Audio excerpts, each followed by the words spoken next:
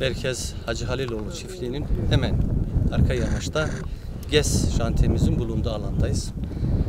İnşallah bayramdan sonra GES tesisimiz faaliyete geçecek.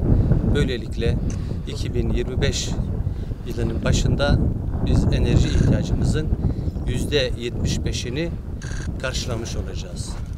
Bu belediyemiz açısından ciddi bir tasarruf demektir. Hamdolsun çok kısa sürede 2024 yılı hepimizin malumu ki deprem enkazıyla uğraştık. Yerinde dönüşümler, rezerv alanların tahliyeleri, esnafların tahliyesi derken büyük enerjimizi deprem enkazını silmeye, kaldırmaya ayırdık. Bu deprem çalışmaları içerisinde hamdolsun belediyemiz böyle nezih, temiz bir enerjiyi üretme tesisini de halkımızın hizmetine sunmuş oldu. Bununla beraber birkaç tane daha güzel çalışmamız devam ediyor. İnşallah onları da ileriki günlerde hemşerilerimize tanıtmış olacağız. Hem kilit taşı fabrikamız hem Gelinciktepe'deki bizim sosyal tesisimiz ciddi manada halkımızın ihtiyacını gidermiş olacak.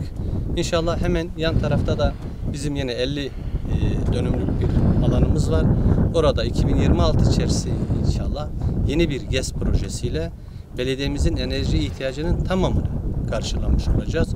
Şu anda muhtemel Nisan ayı ortasında devreye alacağımız bu tesisle enerji tüketimimizin az önce belirttiğim gibi %75'ini inşallah biz kendimiz üretmiş olacağız. Kalan %25'lik ihtiyacımız da Allah nasip ederse 2026 yılı içerisinde yan taraftaki boş alanda da kuracağımız tesisle tamamen karşılamış olacağız.